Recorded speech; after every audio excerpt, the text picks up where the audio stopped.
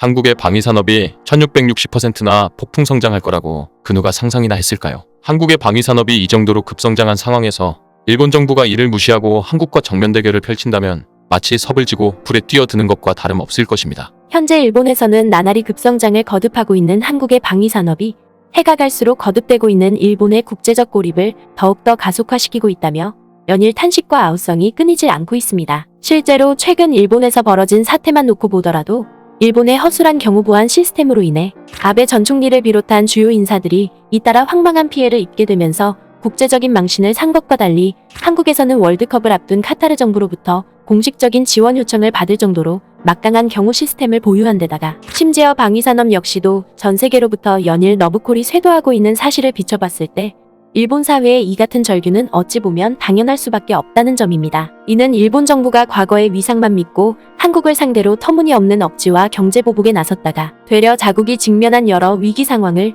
국제사회에 고스란히 노출한 것도 모자라 세계 각국으로부터 협력마저 외면당하는 상황이 연거푸 발생하게 되면서 결국 막다른 길에 내몰린 일본 정부를 더더욱 궁지로 내몰고 있는 것입니다. 특히 이 같은 상황을 여실히 대변하듯이 최근 프랑스 매체 역시도 다른 그 어떤 강대국들은 제쳐두고서라도 오늘날 경이적인 급성장을 거듭하고 있는 한국의 방위산업을 프랑스 정부가 누구보다 재빨리 따라 배워야 한다며 이를 대서특필로 다루고 나서면서 일본 정부를 그야말로 사면초가에 내몰고 있는 상황입니다. 최근 프랑스의 유력 매체인 로피니언은 과거의 서방 국가들이 그토록 얕잡아왔던 한국의 방위산업이 오늘날에 이르러서는 세계 방산무기 시장에서 소리소문 없이 챔피언으로 군림하고 있다며 매우 큰 부러움과 감탄을 터뜨렸습니다. 먼저 이 매체는 단도직입적으로 프랑스 정부가 핵잠수함 프로젝트를 추진하려다가 오커스 동맹에 의해 고배를 마신 호주에서 한국의 방위산업이 뜻하지 않은 쾌거를 달성했다고 보도했습니다. 이는 호주 해군이 현재 운용 중인 재래식 잠수함이 노후화된 탓에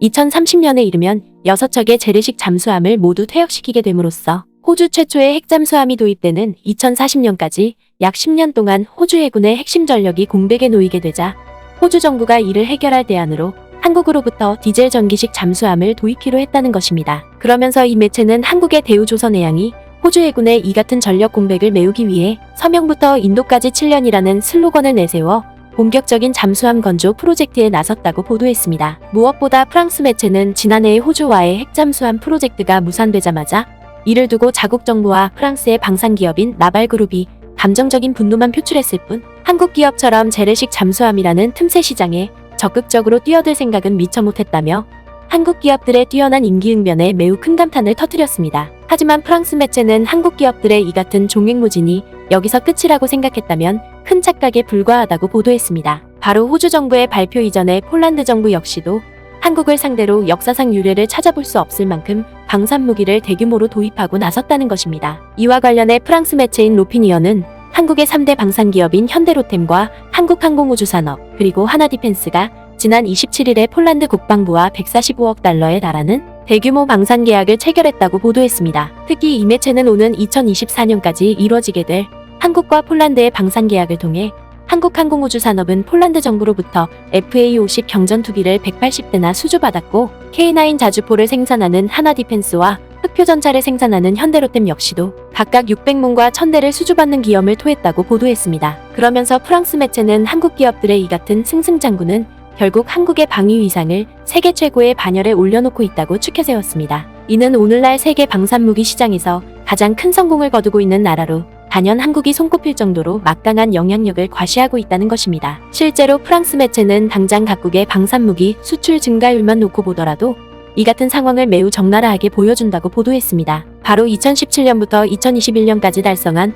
한국의 방산무기 수출 기록이 이전의 기간에 비해 무려 177%나 폭증했는데 이는 호주와 프랑스가 기록한 수출 실적을 훨씬 뛰어넘을 만큼 경이적인 성과를 달성했다는 것입니다. 뿐만 아니라 프랑스 매체는 한국의 방산무기 수출액 역시도 상상을 초월할 정도로 급증하고 있는데 실제로 지난 27일에 있은 폴란드와의 대규모 수출 계약만 하더라도 이미 2021년에 달성한 수출 실적마저 가뿐히 뛰어넘을 정도로 사상 최고치를 달성했다고 보도했습니다. 더군다나 프랑스 매체는 세계 방산 시장에서 한국의 방산 점유율이 해가 갈수록 폭풍 성장을 거듭하고 있다며 매우 큰 부러움을 나타냈습니다. 바로 최근 5년 사이에 세계 방산무기 시장에서 한국의 방산무기가 차지하는 비중이 1%에서 2.8%로 3배 가까이 늘어났다는 것입니다. 심지어 세계 방산무기 수출 순위에서도 2000년에 31위를 차지했던 한국은 현재에 이르러 세계 8위까지 급부상했고 아시아에서는 중국에 이어 2번째로 막강한 방위산업을 구축하고 있다는 것입니다. 특히 프랑스 매체는 한국의 방위산업이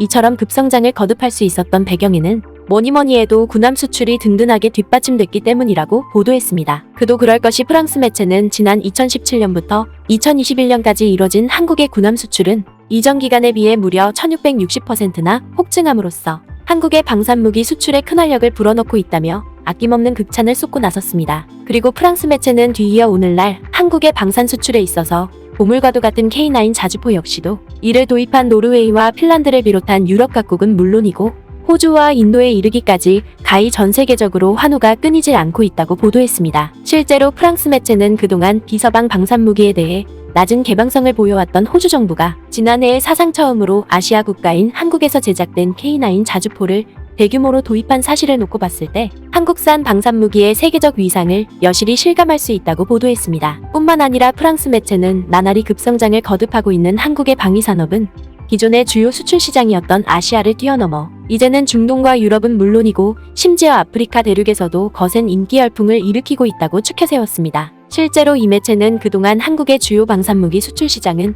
인도네시아와 필리핀에 국한되어 왔었지만 오늘날에 이르러서는 그 범위가 전 세계로 향하고 있다고 보도했습니다. 그도 그럴 것이 프랑스 매체는 앞서 폴란드 정부가 한국으로부터 방산무기를 대규모로 도입한 것처럼 핀란드와 노르웨이를 비롯해 에스토니아에 이르기까지 러시아의 거센 위협에 놓인 북유럽의 주요 국가들 역시도 자국의 국방 강화를 위해 단 한치의 주저함도 없이 한국산 방산무기를 적극적으로 도입하고 있는 상황이라고 보도했습니다. 뿐만 아니라 이 매체는 당장 올해 1월에도 중동의 부호국가인 아랍에미리트 정부가 한국으로부터 지대공 미사일을 도입하기로 한 데 이어 이집트 역시도 같은 시기에 아프리카 국가로는 사상 처음으로 하나디펜스로부터 K9 자주포를 구매하는 상황을 연출했다고 보도했습니다. 심지어 프랑스 매체는 한국의 방산무기가 육상과 해상 분야에서만 그치지 않고 공군 분야에서도 나날이 판매 기록을 갈아치울 정도로 엄청난 성장을 구가하고 있다며 매우 큰 부러움을 터뜨렸습니다. 실제로 이 매체는 한국항공우주산업이 개발한 FA-50 경전투기를 도입하기 위해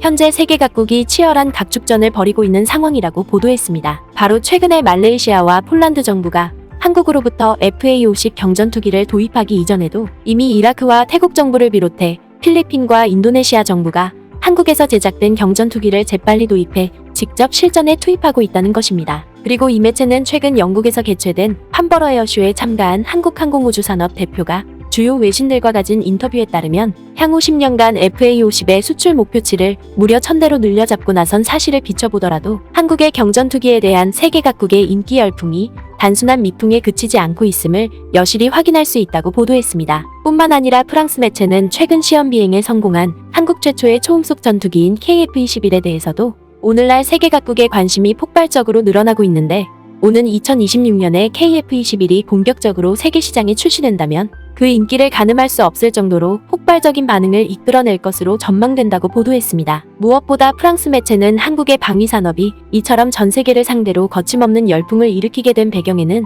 숨은 공로자의 활약이 컸었기 때문이라며 프랑스 정부 또한 이를 적극적으로 따라 배워야 한다고 조언했습니다. 바로 2017년에 집권하자마자 무기체계를 현대화하고 또 이를 발판 삼아 한국제 방산무기의 국내 배치를 극대화해왔던 이전 정부의 고심과 노력 덕분에 오늘날 한국의 방위산업이 비약적으로 발전할 수 있었다는 것입니다. 결국 프랑스 매체의 이러한 보도는 국제사회의 편견과 견제에 굴하지 않고 세계 최강의 군사강국으로 발돋움하겠다는 결연한 의지를 통해 끊임없는 연구개발과 기술혁신에 나섰던 한국의 방위산업이 마침내 기존의 강대국들마저 압도할 만큼 엄청난 영향력을 과시하고 있음을 매우 사실감 있게 대변해주고 있는 것입니다. 부디 우리가 각고의 노력 끝에 달성한 세계 최고의 위상을 함부로 허물어뜨리는 일이 없길 바랍니다.